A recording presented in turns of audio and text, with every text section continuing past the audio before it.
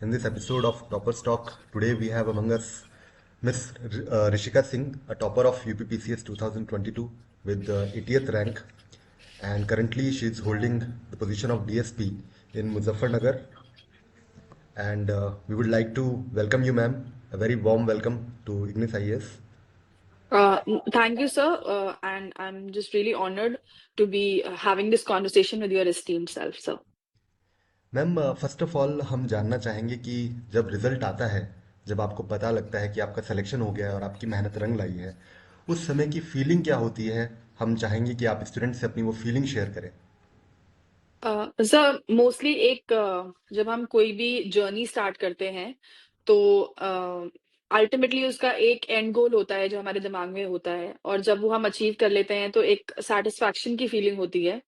तो जिस दिन वो लिस्ट में नाम देखते हैं, या मेरे केस में मुझे कॉल करके बताया गया था कि आई गॉट सिलेक्टेड, तो वो बहुत ही एक अदर वर्ल्डली फीलिंग होती है। एंड वो आपका जो जो जर्नी स्टार्ट करी होती है उसका एक एंड आपको मतलब दिखता है। ऑब्वियसली वो एंड है नहीं, now we are in the services, but एक अच्छी फीलिंग है वो डेफिनेटली। एंड आपको ये भी लगता है कि जितना आपने समय दिया और ये जब सक्सेस मिलती है, तो आपने जो स्ट्रेटेजी फॉलो की, वो स्ट्रेटेजी कहीं ना कहीं सही साबित हुई।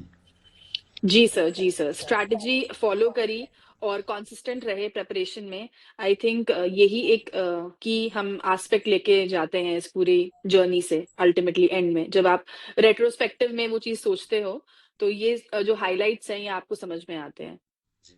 जैसे मैम अभी आपने कंसिस्टेंसी की बात की, तो ये कंसिस्टेंसी और डिसिप्लिन ही क्या दो ऐसे एलिमेंट हैं जो कि एक टॉपर को बाकी कैंडिडेट से अलग बनाता है? जी डेफिनेटली। ये ऑब्वियसली एक मतलब की एलिमेंट्स तो ये दोनों चीजें हैं कि आप कंसिस्टेंट हो और डिसिप्लिन्ड हो। बहुत सारी अदर चीजें भी होती हैं, बट डेफिनेटली ये बहुत ही एक इम्पॉर्टेंट एस्पेक्ट है। एक बच्चा जो एक एग्जाम के पहले एक महीना पहले चाहे वो 12 घंटे भी पढ़ रहा है, वो उतना आउटपुट नहीं लेके आ पाएगा जो एक स्टूडेंट है जो 12 महीने प्रेपरेशन कर रहा है, और रोज वो 5 से 6 घंटे की प्रेपरेशन कर रहा है।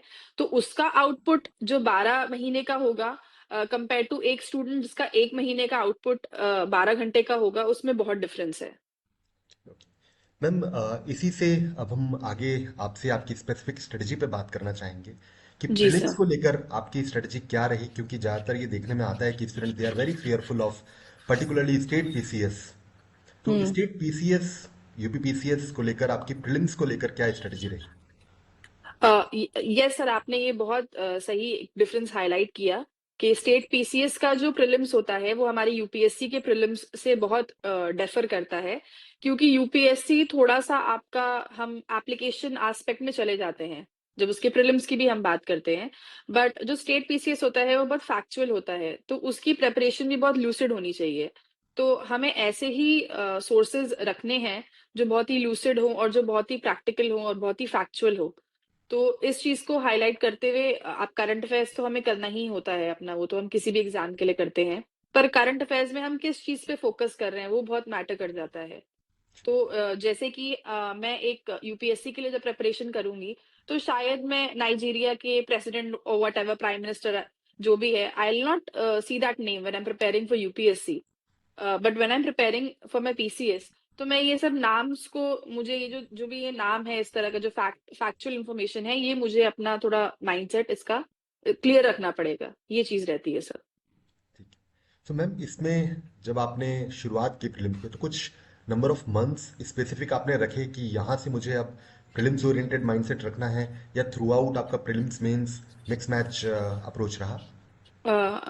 मुझे ऐसा लगता है सर, मेरा थोड़ा-सा मिक्स मैच अप्रोच ही रहा, बिकॉज़ ऐसा हम कोई जब आप एक 12 महीने आप प्रिपरेशन करते हैं, तो वो ऐसा कोई नहीं रहता चीज़ कि 3 महीने आप प्रिपेयर करेंगे प्रीलिम्स के लिए और फिर 4 महीने आप मेंस के लिए प्रिपेयर करेंगे।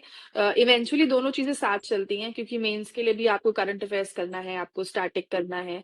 प्रीलिम्स के लिए भी अब हम पीसीएस में भी देख रहे हैं कि स्टैटिक पे थोड़ा-सा फोकस बढ़ गया है, जिस तरह के हम क्वेश्चंस देख रहे हैं। तो दोनों प्रिपरेशन साथ में ही चलती हैं और इंटरट्वाइंड रहती हैं। हाँ, बट ये है कि प्रीलिम्स के थोड़ा पहले हम प्रीलिम्स स्पेसिफिक हो जाते हैं 1-2 महीना पहले। स्पेशली जब हम मॉक टेस्ट पेपर्स करते हैं, या हम कोई पर्टिकुलर कोई कोई भी मैगज़ीन फॉलो करते हैं। सर। तो मतलब कुल मिला के ये बात है कि स्टूडेंट्स के माइंड में जो ये बैठा हुआ है कि हम्म। प्रीलिम्स की प्रिपरेशन और मेंस की प्रिपरेशन साइलोज में होती है, यानी अलग अलग होती है, तो ये नहीं, सच नहीं है। उनको साथ में ही प्रिपेयर करना पड़ेगा, राइट? जी सर, हाँ, हो सकता है किसी और कैंडिडेट की स्ट्रैटेजी अलग हो, बट मुझे पर्सनल मेरा तो एक्सपीरियंस यही रहा है कि दोनों एक इंटरट्वाइंड होके ही चलते हैं, दोनों प्रेपरेशन। बिल्कुल। कंसेप्चुअल क्लैरिटी जो कि मेंस की हम्म। प्रिपरेशन से बनती है, वो बहुत ज़रूरी है, ताकि प्रीलिम्स की के लिए आप एटलीस्ट कंसेप्चुअल क्लैरिटी लेके चलें। कुछ फैक्ट्स आपको पढ़ने हैं तो वो आप बाद में लास्ट मोमेंट पे उसको थोड़ा मेमोरी में इंटैक्ट करने की कोशिश कर सकते हैं जी। Yes sir, yes sir. तो मैम, जैसा कि जो ये स्टूडेंट काफ़ी फियरफुल रहते हैं, जैसे जैसे प्रीलिम्स आता है, कुछ लोग घबरा भी जाते हैं कि प्रीलिम्स कैसे होगा, इतने कम टाइम में कैसे होगा, इतने सारे फैक्ट्स, जैसे आपने बताया कि स्टेट पीसीएस में फैक्ट्स पे थोड़ा ज़्यादा ध्यान दिया जाता है। तो इनके लिए क्या रिसोर्सेज आपने फॉलो किए, कैसे आपने फैक्ट्स को याद करने की कोशिश की, और कैसे आपको ये याद रहे, इसके बारे में भी हमारे स्टूडेंट्स को थोड़ा सा बताइए। देखिए सर, सोर्सेस तो करंट अफेयर्स करने ही है स्टूडेंट्स को। ठीक है, चाहे वो कोई भी मैगजीन प्रेफर करना चाहें, कोई भी इंस्टीट्यूट की मैगजीन वो ले सकते हैं, that is not essential and important. Newspaper reading जो एक एस्पेक्ट है, जो हम स्टेट पीसीएस में हमको लगता है कि इम्पोर्टेंट नहीं है, बट ये बहुत ही रॉन्ग कंसेप्शन है स्टूडेंट्स का। न्यूज़पेपर, चाहे आप हिंदी न्यूज़पेपर रीड कर रहे हैं या कोई भी आप इंग्लिश न्यूज़पेपर रीड कर रहे हैं अपना यूपी स्टेट का, न्यूज़पेपर रीडिंग तो आपकी होनी चाहिए। तो this is the first source कि आप कहीं से भी आप करंट अफेयर्स पढ़ रहे हैं, चाहे आप न्यूज देख ही क्यों ना रहे हैं टीवी पे, या आप रेडियो या एफएम पे सुन रहे हैं। सेकंड चीज जो है, उसको हम अप्लाई, जो हमने पढ़ा है उसको हम रिटेन कैसे कर रहे हैं। तो आई थिंक सेकंड चीज उसके लिए होती है कि आप कितने मॉक टेस्ट पेपर्स दे रहे हैं। तो चाहे आप सेक्शनल मॉक टेस्ट पेपर्स दे रहे हैं अपने स्टैटिक पोर्शन के लिए, या आप एक फुल लेंथ टेस्ट पेपर दे रहे हैं जिसमें करंट अफेयर्स और स्टैटिक दोनों चीजें आती हैं। तो ये करंट अफेयर्स का एस्पेक्ट हो गया जो हमने मॉक टेस्ट पेपर से कवर कर लिया, और अपना जो मैगजीन्स है। अपार्ट फ्रॉम दैट, स्टैटिक के लिए हमें बेसिक बुक्स तो करनी ही है। यूपी यूपी स्पेसिफिक भी हमें बुक्स करनी है, जो भी स्टूडेंट को उनके हिसाब से समझ में आए।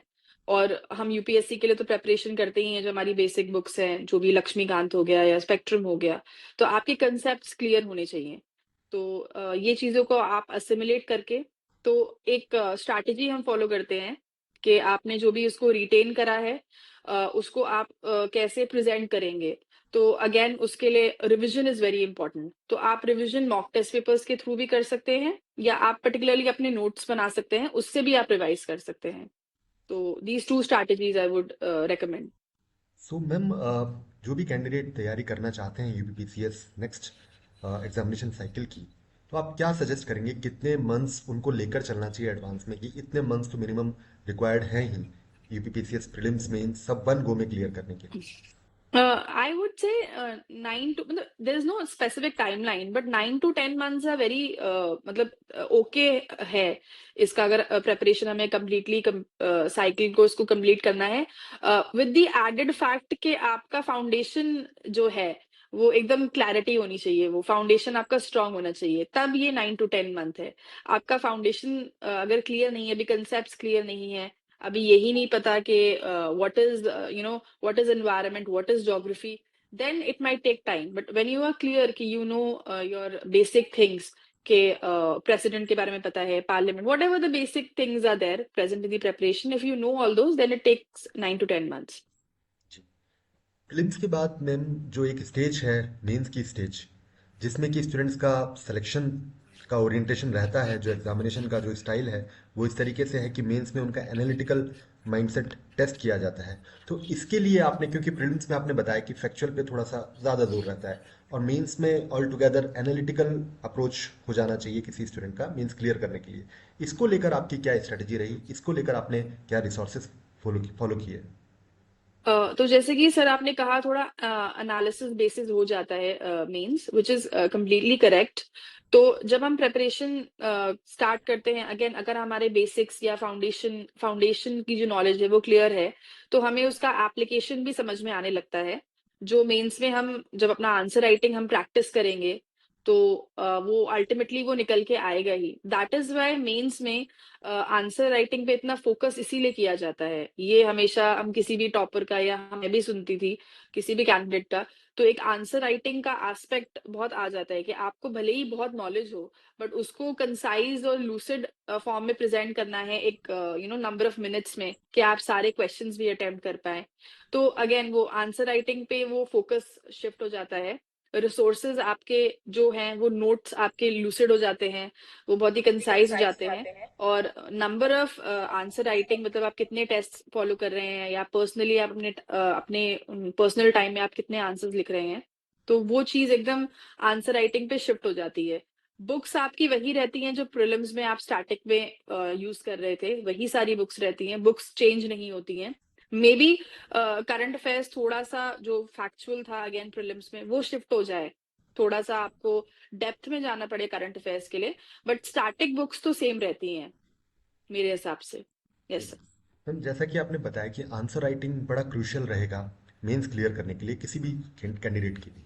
सो इस आंसर राइटिंग को जैसा हम भी बताते हैं स्टूडेंट से कि answer writing is an skill. आपके पास नॉलेज है, जैसा आपने बताया कि नॉलेज होगा कैंडिडेट के पास, उसने सब कुछ पढ़ा है, लेकिन अगर वो रिक्वायर्ड टाइम में जो हर एक क्वेश्चन के लिए जो 3 घंटे में जैसे पेपर करना है, तो 8 मार्कर क्वेश्चन है एंड 12 मार्कर क्वेश्चन है, तो उसका टाइम पीरियड फिक्स है कि आपको इतने मिनट में करना है।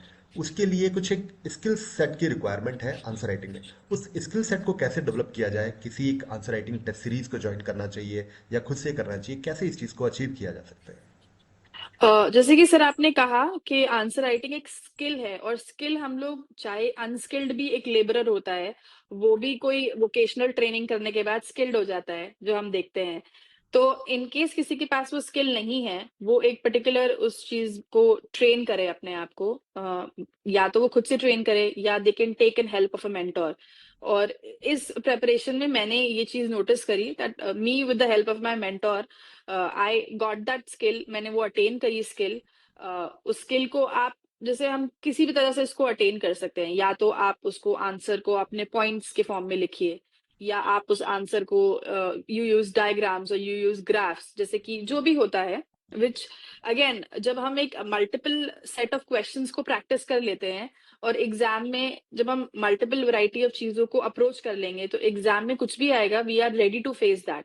तो अगेन वो प्रैक्टिस जो इसीलिए बोली जाती है बार बार, वो बहुत इंसेंशियल है कि अल्टीमेटली कि कोई सरप्राइज क्वेश्चन भी आ जाए एग्जाम में, तो क्योंकि हमने सरप्राइज क्वेश्चंस अपने टेस्ट आंसर राइटिंग में प्रैक्टिस करे होते हैं, तो हम we are ready to face, और हम उसको पर्टिकुलर टाइम पीरियड में उस क्वेश्चन को कर लेते हैं।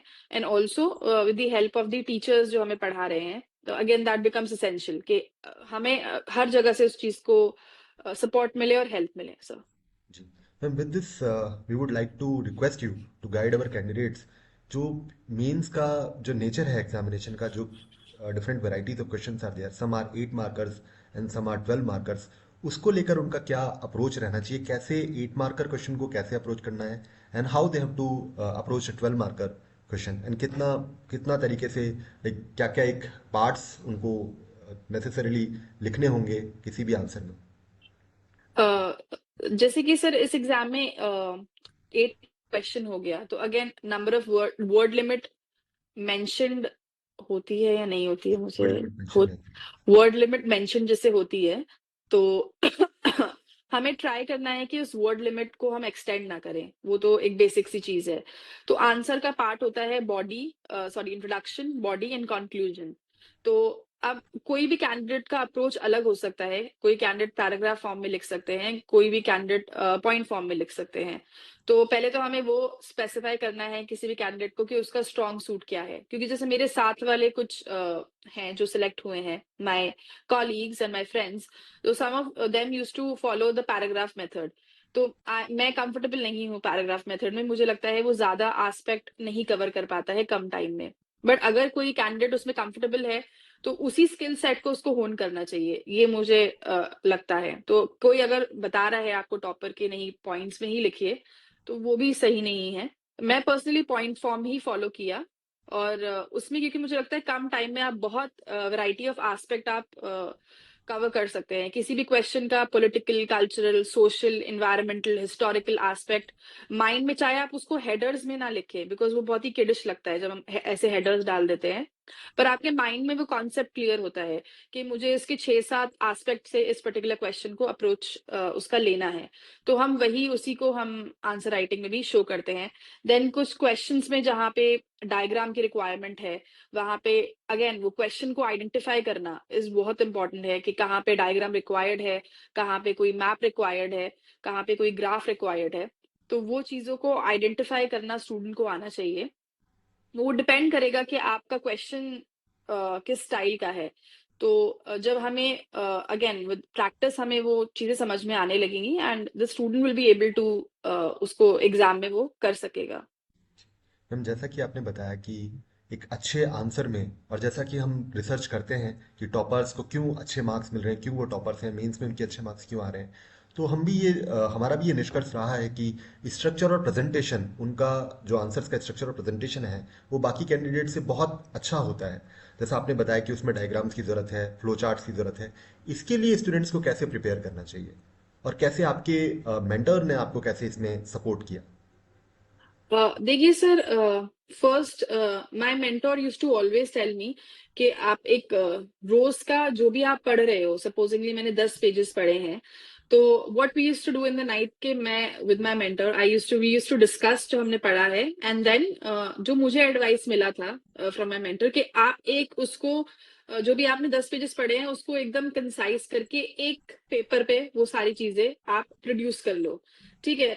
तो that thing can be in points, ठीक है, और it can be a flow chart कि कोई प्रोसेस हम एक्सप्लेन कर रहे हैं, यूट्रोफिकेशन सपोजिंगली मैं एक्सप्लेन कर रही हूँ, तो rather than writing a 2 page answer मैंने यूट्रोफिकेशन का प्रॉपर प्रोसेस एक फ्लो चार्ट से समझा दिया। तो आई थिंक जो भी एक चीज हम मतलब स्टडी करते हुए करते हैं, न्यूज़पेपर हमने पढ़ लिए 10-12 पेजेस या हमने कोई भी किताब पढ़ ली है, तो उसको पढ़ के एक पेपर पे बहुत ही again repeating the same thing concise form में आप उसको राइट कर लीजिए and then you discuss again next day with your mentor और विद योर पियर्स। ठीक है? आप उसको डिस्कस करिए कि वो आपको रिटेन हो जाए एंड नेक्स्ट डे आप आंसर राइटिंग में उसको मतलब एप्लीकेशन उसका होना चाहिए उस चीज का, तो उसको आप अप्लाई करिए। तो that is what strategy I used to follow again with my mentor और माय पियर्स। मैम, कुछ स्टूडेंट्स हमने देखा है कि थोड़ा सा कंफ्यूज रहते हैं GS4 एथिक्स पेपर को लेकर काफ़ी। GS1 2 3 उनका प्रिपरेशन ठीक ठाक हो जाता है क्योंकि उनको फैक्ट्स मिले हुए हैं, जो भी स्टैंडर्ड जो मटेरियल है उससे वो पढ़ के जा रहे हैं, और थोड़ा स्किल उन्होंने वर्क किया है, उनका सपोर्ट भी रहता है, उससे उन्होंने अचीव करने की कोशिश की है। लेकिन एथिक्स को लेकर काफ़ी स्ट्रगल करते हैं। उनको क्या वही GS का जो अप्रोच है, क्या वही अप्रोच एथिक्स के पेपर पे रखना चाहिए, या एथिक्स के पेपर में कुछ डिफरेंट अप्रोच होना चाहिए? डेफिनेटली सर, एथिक्स के पेपर का अप्रोच बहुत डिफरेंट होता है और पहला तो आप में एम्पैथी होनी चाहिए उस पेपर को समझने के लिए। इट्स नॉट समथिंग प्रैक्टिकल कि आप उसको नोट्स बना लोगे। तो ये aspect I don't think so कोई कवर करता है या उस पे इतना कोई सोचता है। बट वही आपको डिफरेंशिएट करेगा एक नॉर्मल कैंडिडेट से। जब तक आपके अंदर वो खुद में फीलिंग नहीं होगी कि I want to serve the mankind और सर्व द सोसाइटी, तो एक तो वो फीलिंग इंसान में होनी चाहिए, एक कैन और हर एक ह्यूमन में होनी चाहिए और होती भी है। और अपार्ट फ्रॉम दैट ठीक है, अब ये एग्जाम भी है तो हमें थोड़ा-सा प्रैक्टिकल भी होना है। तो माय अप्रोच वाज़ क्योंकि केस स्टडीज़ आती हैं एथिक्स में, तो पीवाईक्यूज़ देख के केस स्टडीज़ के एक कुछ-कुछ तरह की केस स्टडी होती है, जैसे एनवायरमेंटल केस स्टडी हो गई या फिलॉसफिकल केस स्टडी हो गई। तो मैंने ऐसे हेडर्स प्रिपेयर कर लिए थे कि एनवायरमेंटल हो, पॉलिटिकल हो, फिलॉसफिकल हो, तो 3, 4, 6, 7 टाइप्स ऑफ केस स्टडीज जो आती हैं, उन पर्टिकुलर हेडर्स में ही आती है वो केस स्टडी। तो आई प्रिपेयर्ड सॉर्ट ऑफ कह सकते हैं मैथमेटिकल इक्वेशन और डायग्राम कि अगर एनवायरमेंटल आएगा तो मुझे ये स्टेक होल्डर्स मेंशन करने हैं, ये एथिकल डायलेमा उसमें मेंशन करना है। क्योंकि अगर एनवायरमेंटल केस स्टडी आएगी तो वो एक ही आएगी पेपर में। There will be not like 2 environmental case studies और either I will just attempt one. तो वो ही मैंने फॉर्मेट फॉलो करा था। जस्ट उसमें क्या होता है, नाम चेंज हो जाएंगे जो एग्जाम में दे रखा होगा। It's like I prepared my own sort of a data. तो it did not take time for me to attempt the case study. और उसके अलावा थोड़े से आप फिलोसफिकल रीडर्स को, जैसे आप फ्री टाइम में इंस्टाग्राम स्क्रॉल करता है कोई या रील्स देखता है, इट्स बेटर कि आप 3-4 जो भी इस तरह के राइटर्स हैं उनको रीड करें अपने फ्री टाइम में, उसके हल्के हल्के नोट्स बना लें just like not take it as a preparation for your own personal growth also. तो वो सब जो चीजें हैं हमने भागवत गीता की काफी सारी चीजें आती हैं पीसीएस के एग्जाम में, आप वो उसके नोट्स बनाते रहिए एंड वो एग्जाम में बहुत हेल्प करता है। मैम जैसा अभी आपने बताया कि स्टूडेंट्स को अपने खाली टाइम में जब भी वो थोड़ा रिफ्रेशन होना चाहें तो कुछ लीडर्स के बारे में उनको पढ़ना चाहिए, कुछ फिलोसफिकल थिंकर्स की कुछ चीज़ें पढ़ना चाहिए, जो कि आजकल ऐसे में भी टॉपिक्स काफ़ी पूछा जा रहा है। तो एथिक्स की जी। प्रिपरेशन कहीं ना कहीं ऐसे में भी हेल्प करती है, एब्स्ट्रैक्ट यस। एसेज में पर्टिकुलरली। ऐसे को लेकर और आपका क्या अप्रोच डिफरेंट रहा जिससे कि आपको लगता है कि उसने आपको फेवर किया और आपके मार्क्स बहुत अच्छे आए? ऐसे में मुझे बचपन से ही शायद ये थोड़ा-सा एज रहा, मुझे नॉवेल्स पढ़ने का बहुत शौक है। तो मैं पढ़ लेती हूँ, बहुत अच्छे से नॉवेल्स पढ़ लेती हूँ और मुझे लिखने का शौक रहा है। तो अपने पर्सनल कुछ चीज़ें लिखना या सम स्टोरी राइटिंग या ऐसे करने का, एंड स्पेशली वो नॉवेल्स पढ़ते-पढ़ते वो जो एक स्किल सेट वो जो हो गया है, आई थिंक वो बहुत ही नेचुरली ऐसे राइटिंग में भी आ जाता है। मैं उसको बहुत अच्छे से बट अगेन वो हर किसी का डिफरेंट अप्रोच रहेगा। तो अगर उसकी स्किल सेट आपको अगेन प्रिपेयर करनी है तो अगेन ऐसे में जैसे मैंने मेंस में बताया आपके सारे एस्पेक्ट्स कवर होने चाहिए, from historical to geographical to not in a mechanical form, it should not be mechanical, it should be more like आप you are telling a story and you are आपका ऐसे ऐसा होना चाहिए कि वो मतलब पढ़ने वाले को मजबूर कर दे कि अब नेक्स्ट ये बंदा क्या बोलने वाला है। तो इट शुड बी इंटरेस्टिंग। तो अगेन वो स्किल सेट बहुत ऐसे इज नॉट समथिंग लाइक कि 1 महीने में आ जाएगा। बट हम लिखते रहेंगे उसको पूरे प्रिपरेशन के दौरान, अल्टीमेटली वो बहुत अच्छा स्किल सेट आपका और बहुत ईज़ी है उसको डेवलप करना। इसमें क्या आपको लगता है कि स्टूडेंट का जो ऑब्जर्वेशन है, whatever is happening around them, whether it हुँ। इज इन इंटरनेशनल रिलेशंस और in the society, this also has a great role to play in their ऐसे स्किल्स? हाँ, बहुत बहुत ये अच्छा क्वेश्चन आपने पूछा सर, ये बहुत इम्पोर्टेंट होता है कि आप क्या ऑब्ज़र्व कर रहे हो और आपका पर्सनल ओपिनियन क्या है उसके बारे में। तो आप हर चीज़ जो हम ऑब्ज़र्व करते हैं, हम एक ओपिनियन डेवलप करते हैं। तो वो ओपिनियन फंक्शनल भी हो सकता है, डिसफंक्शनल भी हो सकता है। ठीक है, दैट डज़ नॉट मैटर कि हम उसको क्वेश्चन करें, बट हमें जो भी हम ऑब्ज़र्व कर रहे हैं, उसका हमेशा एक ओपिनियन ज़रूर हमारे माइंड में होना चाहिए और ये एक पर्टिकुलर स्किल सेट ऐसी है, जो आपको हेल्प करती है ऐसे राइटिंग में। मैम इसी के साथ हम ये भी जानना चाहेंगे कि यूपी में दो पेपर एडिशनली ऐड किए गए हैं। स्टेट स्पेसिफिक पेपर रहता है और हिंदी का भी पेपर है। उसको लेकर आपकी क्या अप्रोच रही, उसको लेकर स्टूडेंट को अगर आप कुछ सजेस्ट करना चाहें कि कैसे उनको करना चाहिए, उसकी प्रिपरेशन कैसे की जा सकती है? देखिए सर, पेपर 5 और पेपर 6 जो ऐड हुआ है, इसमें एक मतलब जो मैंने चीज़ नोटिस करी, एक यूपी जैसे इंडिया ईयर बुक होती है, वैसे एक यूपी की बुक होती है, जिसमें सारे फैक्ट्स होते हैं या सारी चीज़ें जो भी हो रही हैं करंटली लास्ट 1 ईयर में, सारी चीज़ें जो भी इंडिया ईयर बुक में रहती हैं, वो सब मेंशन रहती हैं। तो वो एक सोर्स है जो स्टूडेंट्स को ज़रूर मतलब रीड करना चाहिए और फॉलो करना चाहिए। और एक दूसरी चीज़ बहुत ही इंटरेस्टिंग है, जो वेबसाइट्स होती हैं यूपी की, किसी भी डिपार्टमेंट की, चाहे स्किल डेवलपमेंट की हो, चाहे पंचायती राज की हो, चाहे इंडस्ट्रियल डिपार्टमेंट की हो, उसको ज़रूर एक्सेस करें, उसको ज़रूर रीड करें, उसको ओपन करें। उसमें एक सेक्शन होता है अबाउट अस वाला, उसको ज़रूर ओपन करें, उसमें पॉलिसीज़ के बारे में मेंशन हुआ होता है, जो हम इस पर्टिकुलर जो पेपर है, पेपर 5 एंड 6 में, जो हम उस चीज़ को यूज़ कर सकते हैं।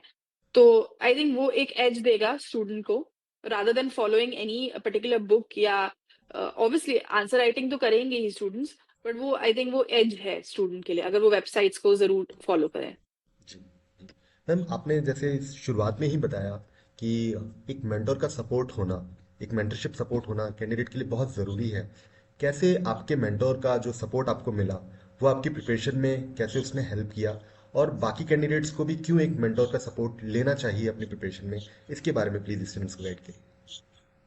देखिए सर, कंसिस्टेंसी और डिसिप्लिन बहुत इम्पोर्टेंट है और जब आपका मेंटोर होता है आपके साथ में, तो वो भले ही हम इंडिविजुअली प्रेपरेशन कर रहे हैं तो वो नहीं आ पाता है, specially when I am working, मैं आई वाज वर्किंग आल्सो। तो एक टाइम मैनेजमेंट वाला एस्पेक्ट भी आता है कि हम कैसे सब चीज़ों को हैंडल करें, हमें काफ़ी सारी मल्टीपल चीज़ें पढ़नी है, सारे जीएस के पेपर्स पढ़ने हैं, अपना और भी काम है, तो टाइम मैनेजमेंट में बहुत हेल्पफुल होता है। और एक एस्पेक्ट जो होता है वो मोटिवेशन का, तो मोटिवेटेड तो आप रहते ही हो when you are constantly in conversation of somebody जो आपको अकाउंटेबल होल्ड कर रहा है। तो मतलब you are being held accountable every day, जो हमारे पेरेंट्स करते थे बचपन में कि अरे तुमने कितना पढ़ा आज, आज तुमने क्या किया। तो आई थिंक अब वो इस एज में मेंटोर वो चीज करता है आपके लिए। और साथ ही साथ आपका कोई भी पर्सनल इशू हो, आप वो भी अपने मेंटोर से डिस्कस कर सकते हैं। अपार्ट फ्रॉम प्रोफेशनली तो आप हम पढ़ाई का डिस्कस करते ही हैं। कोई पर्सनल एंड स्पेशली मोटिवेशन वाला जो एस्पेक्ट आ जाता है when you are feeling demotivated, तो वो एक बहुत ही फ्रेंडली एनवायरनमेंट बन जाता है। Also with the added strictness और जो वाला एलिमेंट तो रहता ही है कि आपको पढ़ना है या आप अकाउंटेबल हो या आप अगेन एंड अगेन आप उससे पूछना। तो वो अकाउंटेबिलिटी वाला एस्पेक्ट बहुत इंपॉर्टेंट है जो स्टूडेंट्स लूज कर देते हैं, जो मेंटोरशिप के थ्रू आई थिंक मिलता है। जी। मैम जैसे अर्जुन को श्री कृष्ण ने उनका सारथी बनकर जिस तरीके से रास्ता दिखाया, मोटिवेट किया, वैसे ही हम जानना चाहेंगे कि एक मेंटर में क्या क्वालिटीज आपने देखी और क्या बाकी स्टूडेंट्स को अपने मेंटर में क्या क्वालिटीज देखनी चाहिए। आई थिंक मैंने जो मेरे मेंटोर थे बहुत ही पेशेंट हैं वो। तो मुझे ऐसा लगता है कभी कभार व्हेन आई एम मतलब सॉर्ट ऑफ फ्लक्चुएटिंग बहुत ज्यादा, तो वो एकदम दृढ़ रहते हैं, एक ऋषि की तरह, जैसे बहुत साल की तपस्या उन्होंने कर रखी है। And no expression, very stoic. तो वो एक मतलब एक सेंस ऑफ कामनेस आप में भी लाता है when you are preparing, when your mentor is like that. I think patience जो मुझे एक एस्पेक्ट लगता है which students also should look to, and मैंने अपने मेंटोर में ये स्पेशली एक्सपीरियंस किया और उससे मुझे एक कामनेस फील हुई, I would say. Rightly said ma'am. As it is said that Rome was not built in a day. तो इसमें थोड़ा वक्त लगेगा और सबको थोड़ा पेशेंस रखना पड़ेगा, तभी एक यस। फाइनल पिक्चर निकल के सामने आएगी, तभी वो कॉन्फिडेंट फील करेंगे और तभी इस यस। एग्जाम में अच्छा परफॉर्म कर पाएंगे। क्योंकि यस। वो नहीं देख पा रहे हैं ये पिक्चर, एक मेंटोर देख पा रहा है कि वो किस स्टेज पे हैं, क्या सही दिशा में बढ़ रहे हैं उस पिक्चर के कंप्लीट होने में। इसी के साथ जी। मैम मैं आपसे ये भी पूछना चाहूंगा कि जब स्टूडेंट्स के सामने बहुत सारे ऑप्शंस हैं, तो वो कैसे सेलेक्ट करें कि हमें क्या मेंटरशिप प्रोग्राम या किस मेंटर को ज्वाइन करना चाहिए, उनकी एक्सपेक्टेशंस क्या होनी चाहिए। आई थिंक स्टूडेंट को पहले अपना पर्सनल इनवर्ड एक स्टडी करना चाहिए कि वो क्या चाहते हैं। तो जब हम ये समझ पाएंगे कि स्टूडेंट क्या चाहता है, तभी वो एक्सपेक्ट कर पाएगा कि उसको मेंटोर कैसे चाहिए, उसका क्या रिक्वायरमेंट है। तो उस बेसिस के हिसाब से आई थिंक मेंटोर सेलेक्ट करना चाहिए कि उनकी क्या डिमांड्स हैं। क्या उनको कंसिस्टेंसी पे फोकस करना है, क्या उनको टाइम मैनेजमेंट पे फोकस करना है, कहाँ वो लैक कर रहे हैं, क्या उनमें वो स्किल सेट नहीं है आंसर राइटिंग लिखने की। तो वो सारे एस्पेक्ट्स उनको फैक्चुअल से एनालिटिकल सारे एस्पेक्ट्स को स्टडी करके आई थिंक ये चॉइस करनी चाहिए। So, ma'am, this indicates that a strategy which a mentor would be helping a candidate to frame will be very specific, curated, and it will vary exactly. from person to person. सबको एक जैसा straight jacket हम strategy नहीं दे सकते। वो किस yes. Stage पे हैं, इसी के साथ उनको स्ट्रेटजी, इंडिविजुअल स्ट्रेटजी बना के देनी पड़ेगी। जी। जी। Yes sir. जी। सो मैम मैं आपसे towards the end of this talk I also want to know कि आपकी जो ट्रेनिंग रही डीएसपी जब आपने ज्वाइन किया, उस ट्रेनिंग के बारे में भी थोड़ा कुछ स्टूडेंट्स को बताइए ताकि वो मोटिवेटेड फील करें। ट्रेनिंग जैसे हम लोग की बहुत ही एग्जॉस्टिव ट्रेनिंग होती है, specially in uniform services. You get हम we get up early in the morning. हम लोग 4:30 पे ही हम लोग का वो अलार्म और हमारे उस्ताद जो आ जाते हैं बाहर विसिल लेके, विसिल रूम के बाहर बजना शुरू हो जाती है। हम लोग मतलब 5 मिनट भी लेट नहीं हो सकते हैं। तो एक बहुत ही स्ट्रिक्ट हम लोग का स्केड्यूल रहता है। 8 o'clock तक हम लोग का परेड होता है। उसके बाद I think we just get 1 hour हम लोग को ब्रेकफास्ट के लिए टाइम मिलता है। फिर हम लोग की क्लासेस होती हैं जिसमें हमें ऑब्वियसली पुलिसिंग से रिलेटेड जो भी हमारा है, बीएनएस या बीएनएसएस का सारी चीजें हम लोग को पढ़ाई जाती हैं बहुत ही डिटेल में।